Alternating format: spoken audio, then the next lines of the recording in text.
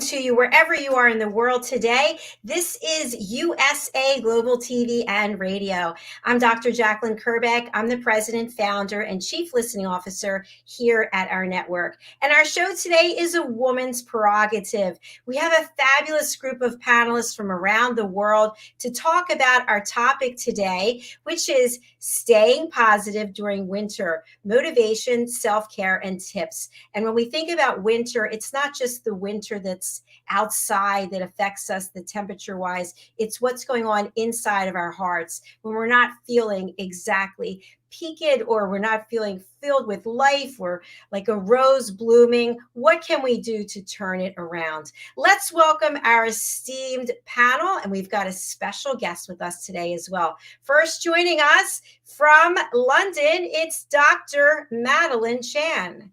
Hello. Hey, hi, Dr. Jacalyn. Hello, viewers, everybody. Hi. Hi, good to see you. And joining us from another part of the world, it's Africa, JENETTA and the Epiphany Process. Hello, everybody. Great to be back. Hello. And joining us from a day later, where it is currently Tuesday, it's MARISKA from New Zealand. Hello. Good to have you with us. And also in the house joining us from London, it's Dr. DESZIREE Richardson. Hello. Hi, everyone. Hello. Say hi. Yay. Super excited. Thank you. And we have a special guest in the house. Thank you, Dr. Richardson, for inviting Maria Eduardo to the program. She actually will be a new team member very soon, as she has joined us as an elevated listener through the power of listening. And she is joining us from the Bahamas. Welcome. Woo! Woo! Hi, everyone. Actually, Nice from to have you with us. St. Martin. Oh, St. Martin. I'm sorry. You know what? I was thinking of Loretta, who's our other cafe, Noel. She's in the Bahamas. My apologies. It's so good to have you with us, Maria. Thank you. Thank you for having me as well. Well, this is an exciting topic because it affects all of us at some point in life. It can be beautiful outside. It could be 85 degrees and sunny. Everything's perfect. But yet inside, we feel cold. We feel isolated. We feel lonely. So today, I'm empowering all of you wonderful women to share what you do to pull yourself through the doldrums of winter, whether it's weather or the winter in your heart. Before we do that, though, I want to go around. As always, I love to give you an opportunity to share a little bit about the work that you're doing and how you can bring value to our audience. Don't be shy, okay? Put it out there. People want to know, how can they work with you? Let's start with Dr. Chan. Hey, hi, everyone. Yes, my name is Dr. Madeleine Chan, and I love to help people to bring out their voices, to awaken their hearts so they connect to their purpose. And I also help to bring out their voice so that it can apply to anything of their life. And I really encourage people to sing about their lives, whether it's a celebration, whether it's something about saying goodbye to a loved one or saying the words that you didn't say, and also about telling your life story in a song. And I do that with Songs for You. .co.uk, which we worked with a few songs, which we do have the guests here today, actually. JENETTA Barry with World Jenny's Day with the Resolution song. That was for the World Jenny's Day charity. And we have Princess Dr. DESZIREE Richardson, where we worked with the Woman of Heart song as well. I'm also working with, we're also working with Dr. Jacalyn with her song as well. So what was I thinking back then, which is in 2023? Exciting. So that's what I do. And I also am the novelist of Star Child here. Oh, yeah, I don't think you can see it, but it's available on Amazon, which I will let you know about that. So yeah, it's a children's book. So that's what I do. And I sing. Yeah, that's it. Thank you so much. Blah, And blah, by blah, the blah. way, you're also working with Mariska and me on Oh, the yeah, book listening for Listening Lazy. lazy. So there you go. Thank you very much. Please do go over to Amazon and pick up a copy of Star Child. Let's go over to Jenetta Barry in the Epiphany process. Hello, everybody. I've already had a bit of a really special intro already from Madeleine. I assist people through the Epiphany process to step into authentic conversation that isn't filled with judgment and fear. So often we're concerned about what we say and do to our loved ones and even our work colleagues and clients and when we socialize as well. And this came about after I lost my 16-year-old daughter, Jenny, to suicide after she and I had an argument. And I realized if my internal conversation had been different, the outcome would have been different. And so that's the Epiphany process. I've helped people all over the world through the most incredible circumstances. And then, well, Jenny's Day is a day that we've set up on the 10th of October because my daughter Jenny died on World Mental Health Day. And as Madeleine said, we launched the most amazing Song of Resolution this year on that website as part of World Jenny's Day with 58 other performers throughout that day. And it was hosted here on this amazing platform with Dr. Jacqueline in the background producing it. So those are the two things I do. And it's an honor and pleasure to be back here again today, meeting you all online. And yeah, can't wait for the topic to get going. Thank you so much. And hello to our little furry friend who's joining us as well. Let us go over to our special guest, Maria. We can't wait to hear what it is that you do so people can reach out. Do tell us. Yes. So my name is Maria Eduardo. I am first an entrepreneur and also a Toastmaster. I have recently became the face of Women of Heart Awards International Brand Ambassador 2022. I believe in inspiring my fellow women to live their best lives each day. I also like to inspire and motivate persons who have been through difficult times, like myself. Most probably I would get the opportunity to speak about that. And so they too can be able to tell their story, during their daily lives, etc. So that is it for now. And later on, you will find out more about me. Thank you. Thank you so much. We're thrilled to have you here with us today. Woo! Let's go over to Dr. DESZIREE Richardson. Woo!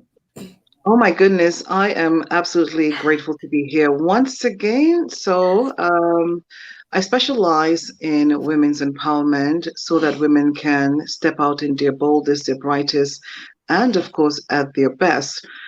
I also use my voice as a vehicle to convey positive messages across the world and use my platform to invite women from all across the globe to help heal the world through speech.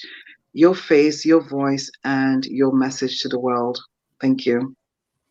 Thank you.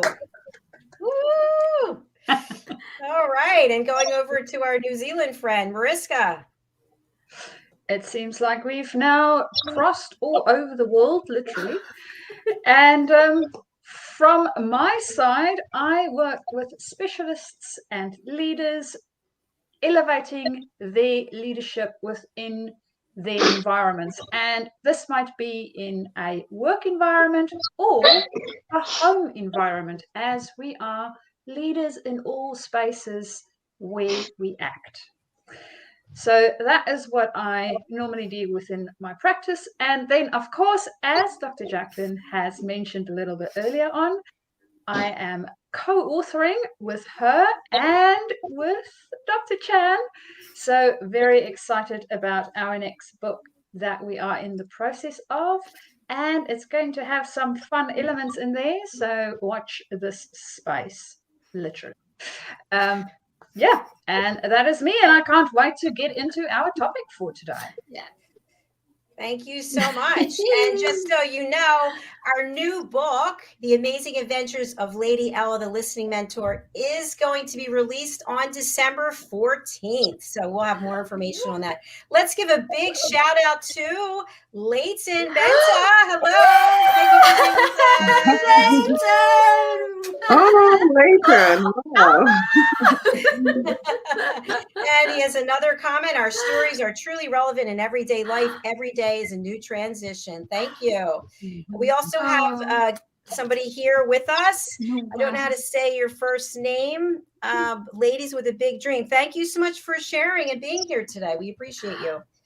All right, so let's get into it. Let's talk about how do we stay positive when it seems like everything's dark and dreary and cold and we just feel shut out. Who wants to start? I don't mind. Right. Once again, just welcome everyone who are watching across the world, also on all social media platforms. I believe that winter, to keep a positive mindset during winter, is about the mindset.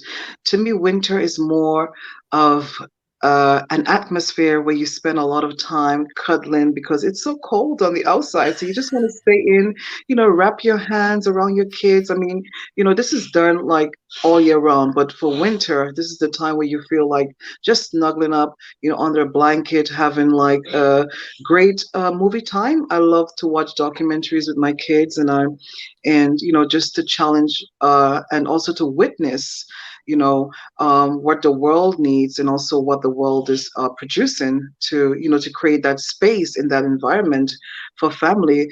Whereas, summer's more going out on the outside and exploring, jumping up and down in the park and having that time to to sit down and ground yourself in the park and having that atmosphere of nature. But winter is all about staying in, most of the times, and having that special time with your family and your loved ones, your friends, and talking things through. I think that's the moment where you can share a lot of things that you probably were going through during the autumn, the summertime, and just exploring and seeing what's coming up next for the new year. So I believe it's about having that positive mindset and really embracing that moments with those special loved ones while you're spending most of your time indoors. Beautiful. Beautiful. Yeah, beautiful. Thank you. I love it. Who wants to follow on after that? Yes, I knew it was going to be you, Mariska. I'm going to go next. Go for it. And the reason why I want to go next is because I think what came up with me as Doctor was sharing is that winter is a time, whether it be external winter or internal winter, is almost a time of hibernation. I know as a species we don't hibernate. We don't go and crawl into a small little cave and sleep for the whole period. It would have been nice, but no, we don't do that. I do think, however, that there is some internal cuddling that takes place. And that is what winter is about for me. Whether it is an internal winter, so going through a tough time where we feel like it is cold and we don't necessarily feel connected, or whether it is an external seasonal change that's happening, that coziness, finding a way to create a coziness and a nurturing space for ourselves, I think that is what winter is about. And even looking at nature, that's the same thing that happens in nature. Trees go inside so that they can nurture their own inner beings first, and then in spring they come out again and show us what they did all winter long. And that is maybe a bit of wisdom that we can take from nature. And that's my thoughts on it. That's wonderful. I love that. I love that with nature. For me, winter is about, making nutritious, wholesome soups, which give you a nice bear hug, you know, a tummy bear hug, you know, a warm feeling. Because if you don't have like family, like I don't have family living with me, so therefore, if you're on your own, you got to give yourself a bear hug, really. But at the same time, well, I got Teddy. This Teddy gives a bit, but actually he doesn't give a bear hug. No, he doesn't.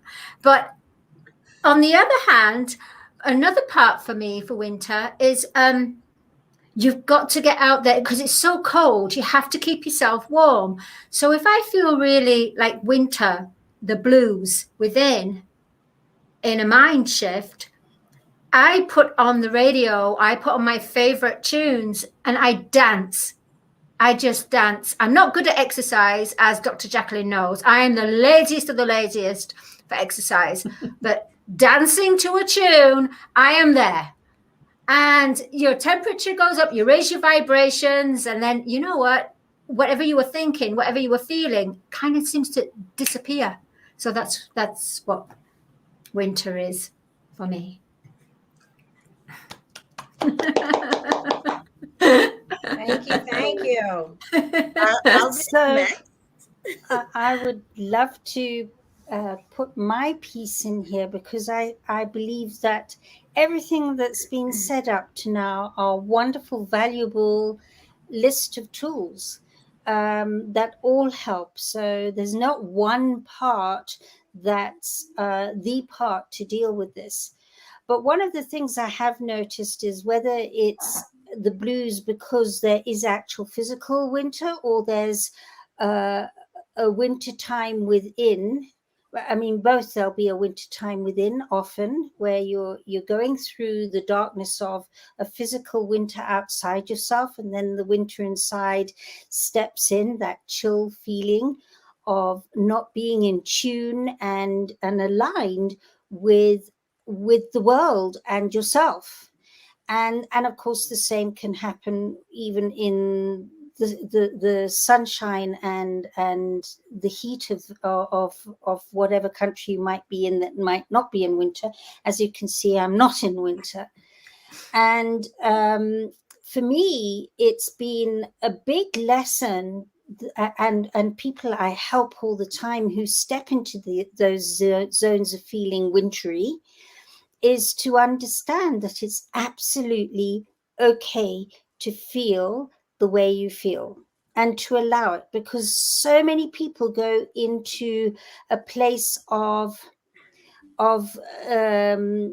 saying they shouldn't be like that and judging themselves that they're incomplete when everybody else is feeling upbeat. And it's not true. First of all, we all have our moments. In fact, it's the ebb and flow of life. We all have it. And when you allow yourself to feel down, I call it the allowing and the wallowing. So you allow yourself to feel that and say, this is fine. This is appropriate for this time of the ebb and flow. It's the ebb time, and it's okay to feel. In fact, it serves. It's a bit like Mariska was saying, when you go into hibernation, that feeling of feeling blue and low is part of that hibernation. So when you can embrace it and understand that it has a lot of value, and it's in that time of feeling not so upbeat and not being in the flow, that some amazing things can happen when A, you allow it, and B, you put it through. So I call it allowing it. And there's always a moment where you've realized you've gone from allowing into wallowing. And the difference is when you go into wallowing, you start feeling sorry for yourself. Allowing yourself to feel blue is just going, this is okay. There's nothing wrong with me in feeling blue. Whatever the weather, whatever the circumstance, I'm not judging it and shutting it down and pretending that I'm okay.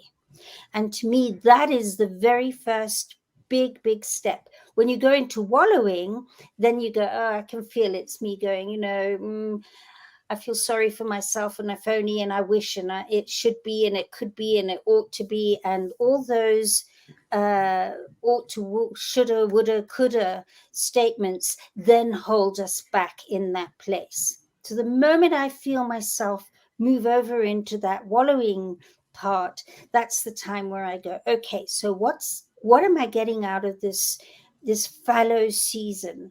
And then using that to move me through to the flow part, knowing that I'm going into preparation for the next ebb. And that's what farmers do.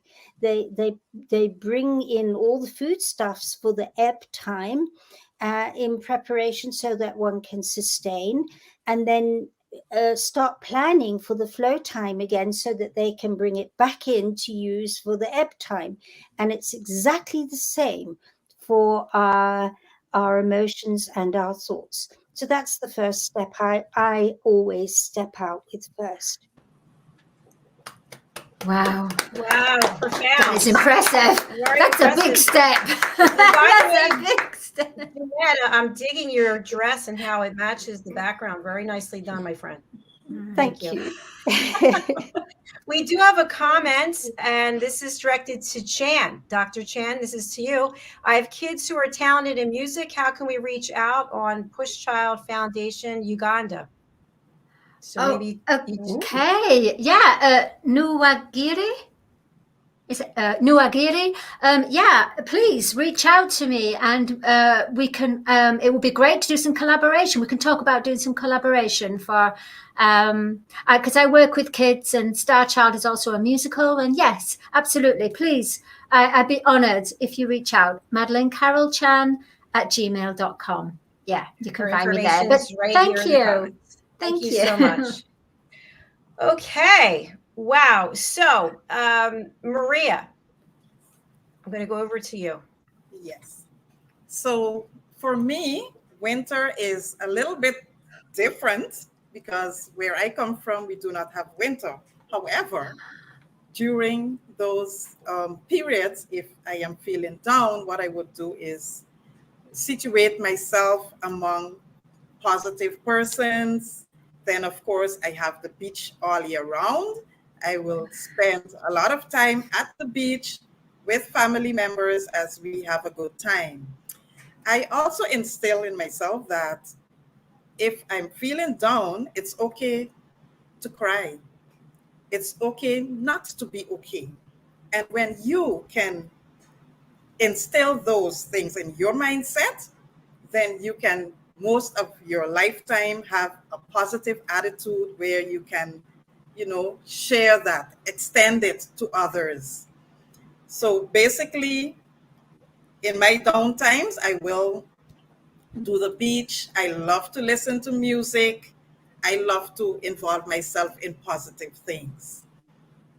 Thank you. The beach. Thank you. Fantastic. So lots of really soulful, powerful, transparent shares there. I really appreciate it. I'd love for us to talk a little bit about some personal self-care things that we do. If we look at the body, the spirit, and their mind, right? We were talking about a lot of things that maybe tapping into our soul or tapping into our frame of mind. What about the body? How do you keep your body prepared for the freezing cold weather or those down times? Those times when you're just sitting and possibly eating a gallon of ice cream by yourself, or if it's me, it's rice pudding. You just keep going, right? You just feel horrible about yourself. How do you pull yourself out of that? No ice cream eaters or rice pudding eaters here, I can see. Okay. Crisps. Okay. Crisps. I have bags of crisps. I crisp can't help it. I'm a crisp lugger. Yeah. Now, is a crisp a potato chip? What is a crisp? Potato chip. Potato chip. Do you call it crisps in America? You call it potato chip. Chips. Chips. Because chips is like fried potatoes in oil. Yeah, chips. French fries. Yeah. French. Oh my gosh, it's like a different language. So you're not feeling good about yourself, or something happened during the day, and all of a sudden, we actually have a program that we're going to be discussing our relationship with food and our emotions. But when we start to go off the rails and we use something to really stuff our feelings down, it could be food, it could be any number of things. How do you have that awareness that you're out of control, and what do you do to get back in control? For me, crisps, I get a sore mouth. I eat them and eat them until my mouth is so sore. It's like saying, hey, can't take any more in. So my body tells me for crisps. Yeah. Too much salt, right? Too much salt, exactly. And fried food on the mouth, it gets really dry, and like cuts. So then what do you do after that? Do you punish yourself? Do you then just talk bad to yourself? I hate you. Why would you know those crisps? What do you do? I never talk to myself in that way, but sometimes I just go and rinse my mouth out with salt water, and then I take another bag of crisps. So you just keep going. So you don't eat just keep going. Okay. Until I'm bloated. And I go, okay, that's it. I can't do it anymore. All right. You know that you love your crisps. Who else wants to share their guilty pleasure? Yes. I think it's much the same with me. What I was saying with mental and emotional, it's the same, because as you say, I call it the trilogy: our body, our mind, and our feelings. And again, if comfort eating helps you to get through that time, there's a time for it where you nurture your body and eat what you want. Or that's how I find it. So I'll give that time of allowing on a physical level, until I can feel I'm doing it because I'm again gone over and I've clicked over into that place of wallowing with my eating. So and when that happens, then I can then start going, okay, I've had my time of allowing myself to have whatever it is I want, the ice cream, the crisp stroke chips, or whatever it is, and I go from there. And I have noticed that it comes to a point where if I do go into the wallowing with the eating, it gets so uncomfortable that it pushes me into doing something, because I cannot go on living like that. And then I start doing something about it. And I've noticed that that's in more recent years, I've made that decision of going, I'm in wallowing. Whereas before I used to just get stuck in wallowing, and then it was like,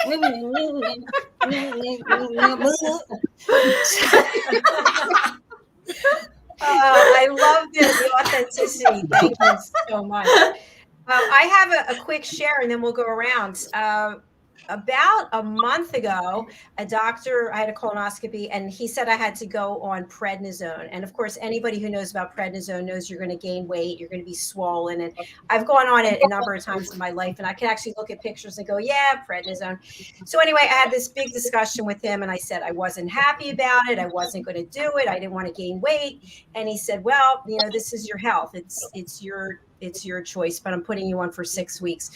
So I was so mad, and I went from mad to wallowing. And finally, I just decided to come up with a plan so I could feel like I had some control. So I set my watch to 600 calories a day. It's usually 500. And I decided I would work out 3 times a day. And of course, prednisone makes you hungry so that you eat more. So now I'm working out 4 times a day. So anytime I have a minute, I'm outside, I'm jogging, I'm doing hula hoop twirls. But the point is that I went from anger and wallowing to coming up with a plan, and I took action, and I still have, I'm still on the medication, but I have a plan, and I feel better that at least I'm doing something about it. And I went away from the anger and the wallowing. So thanks for listening.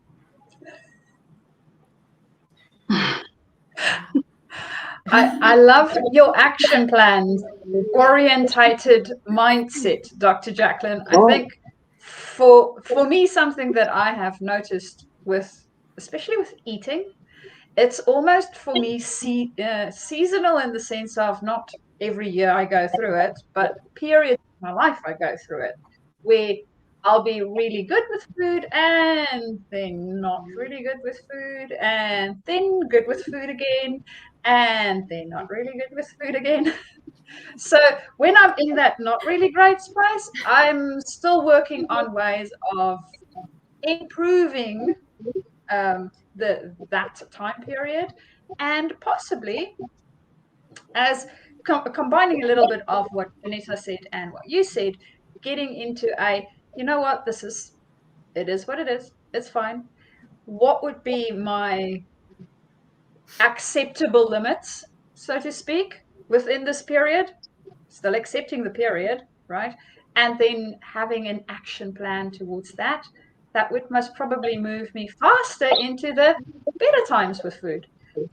So thank you for both of you sharing. I am applying it in my brain at the moment as we go. So Yay! Thank you. So it sounds to me as though you're dealing with the ebb and flow all the time, and that's very normal and natural. So well done. And over to you, Maria. Thank you. So for me, I love to snack. I love to snack on sweet stuff. So when I see my weight, because I'm very much conscious about my weight, I would then start to eat in between the salt stuff and think that there's a balance. But of course, I'm fooling myself, but that's how I do it. Then I would go as far back as when I was 120 pounds, when I tell myself I can eat when I want, where I want, how I want, and it doesn't make a difference. But after the babies, then you see all this weight coming on. You have to be very conscious of what you're eating, when you're eating. So I try to balance it with the sweet and the salt, but it's not working. Well, thanks for your honesty. It seems like there's a theme going across here. Dr. Richardson, what about you? What's your relationship with food? Oh my goodness. Up and down, because my weight loss, over the past couple of years been just on and off, up and down. So I tend to, for my comfort, I tend to order like late night food, and it was a bad habit for the last couple of months, and I had to ground myself and say, you know what, I have to really go on some fasting. And then I went on fasting for I think 2 weeks or 3 weeks, and then the weight was coming off so fast, and I got scared. I was like, oh my God, am I getting too skinny? I started to get worried, and then I went back into the habit, thinking I was getting too skinny, and then start to to delve into food again. And then when I look in the mirror and I see a little roll of fat coming back up in my, because normally I would check my back, and then when I see there is no lines at all or no any rolls there, then I was like, wow, the weight is coming off. And then I was like, oh my God, am I losing weight too fast? And then it triggered me again, and I thought like, oh my God, just go and eat something. And then when I woke up in the morning, I look in the mirror, and then there's this little roll of fat coming back. I was like, oh my God, I have to now program myself to not to think that I'm going to be too skinny, and just lose some weight, and, cut out the late night cravings for, it could be normally like a pizza or some garlic bread or just something, and I would just, watch some late night stuff, programs, and maybe just do some work as well. So I do consider now really, really working on my weight loss, and really having being focused and being consistent. That's what I need right now. And to also help me with any moments where I'm feeling down or feeling because it's normal for a human being, because the energies that we surround ourselves with every day, is normal for us to have that moment where maybe some negative energy come in to attack us, and then we just have to, and what I do to let it go when it comes in, I don't give it any attention. If it doesn't need any attention, I don't need to attack it back, but what I do is I try to release it, because I feel it in my tummy. and then I release it. And also what helps me to heal from any negative energies, because it's normal for us to be attacked by anyone, any place, or any situation. And what I do is I call it my champion song on. So this song is a song that I love so much, and I do love saxophone, I love violin. So when I play these songs, it just reminds me, the importance of, self-love, self-care, and appreciation. And music is nourishing for our soul, and can bring that spark of enlightenment for us to, walk through the day with positivity. Once our mindset is embraced with that beautiful song and one of our favorite songs, and then we can, have that special time to really consider ourselves. Yeah. I love the idea of the music. Yeah, that's powerful. Yeah. It's powerful. It's amazing to me. We're from all different parts of the world, and yet we're constantly fighting about our weight, about what we are eating, aren't we? It just never seems to go away. Absolutely. I've got to say, Dr. DESZIREE, Princess DESZIREE, honestly, that late night eating, snacking is so easy to get into, especially if you're working on the computer, or you're just working in the evening, and even if you're on social media, you end up back here, snack here, there. Oh, I'll just put garlic bread, eat garlic bread. But and the thing is, for me, the weight goes on flabby arm and my belly. Oh my God! Don't show us, please. Stop. I have to stop. I'm not going to show you my belly. Don't worry. I'm not going to. Don't worry. I know that you. Allergic to it. Can I ask you, Doctor? Can I ask you, Dr. Madeline, and maybe the rest of the panel? So when you all notice that you're putting on the weight, where does it show first? Where do you see it?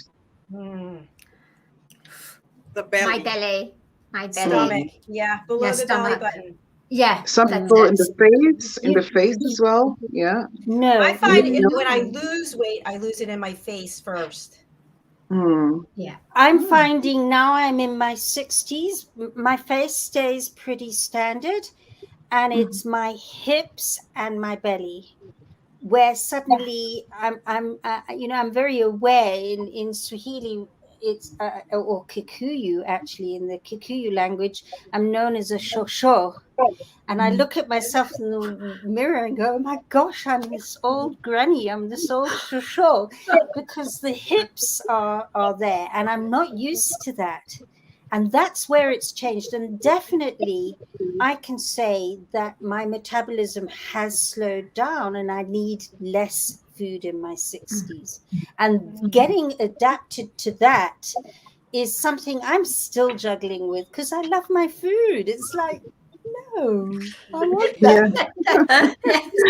I'm also a lover of food as well. Seafood is one of my favorite, things to eat. I do love seafood. Oh my goodness, I will eat a lobster at midnight, 1 o'clock in the morning. I do love a lot of seafood.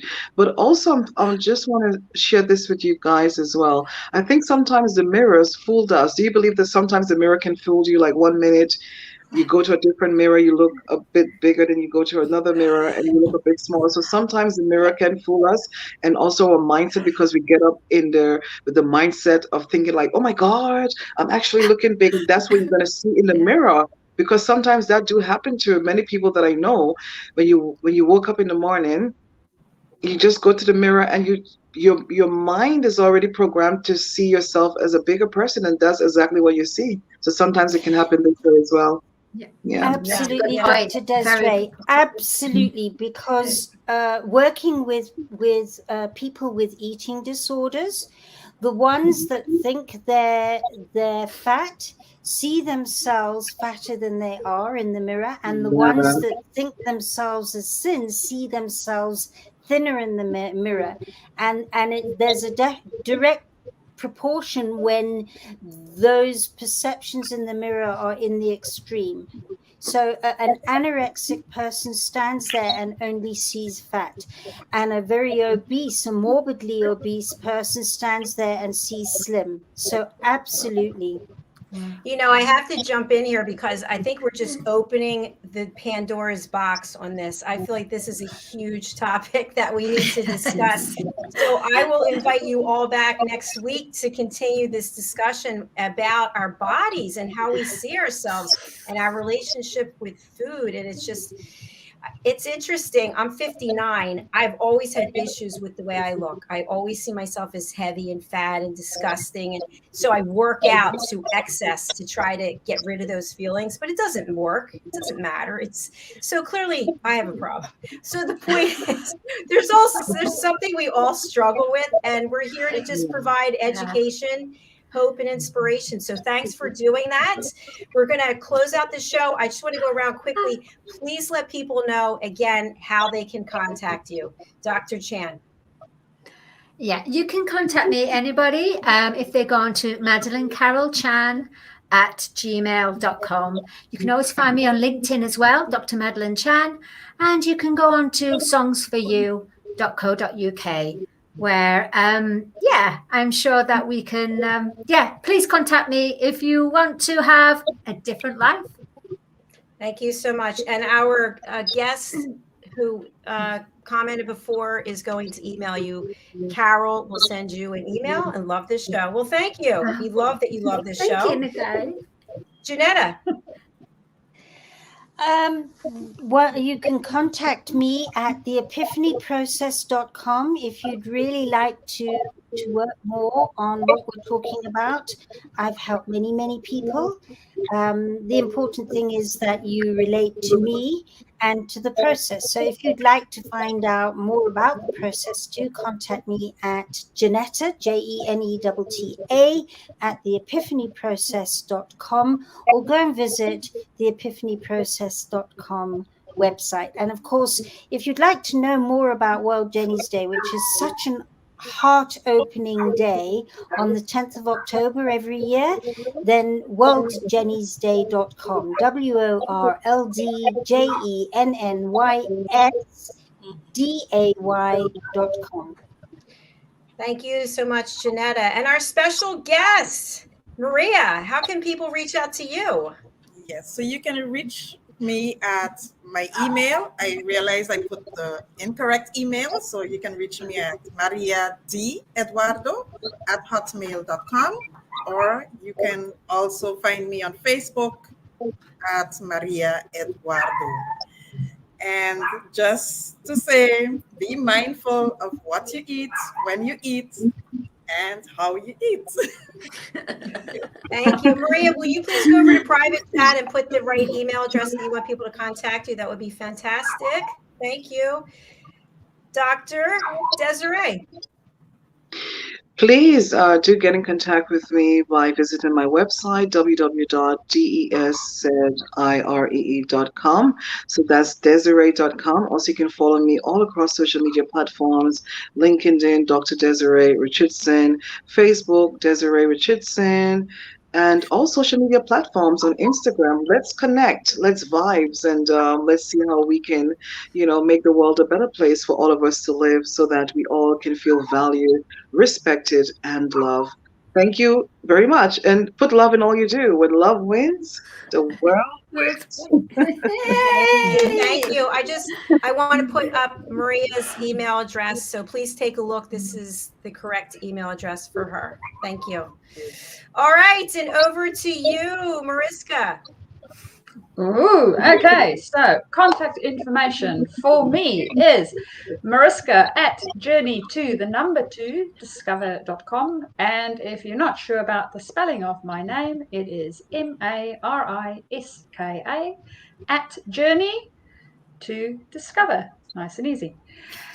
Then you can also get hold of me via LinkedIn, and I would love to connect. Let me know that you found me here on USA Global TV, so at least I know where you are dialing in from, and I would love to start a conversation. Thank you very Just much. I love the you, energy. Marista. I Love the do. energy of everyone. So I love it. Thank you to our audience for participating with us. And please do reach out to each and every one of these women. You can find them on social media. They're making themselves available to you. They have value that they can bring to your lives. You're never going to know unless you make the effort to contact them. And we will be back next week, looking a little more deeply into why we are torturing ourselves about our weight. Okay. We'll just start there.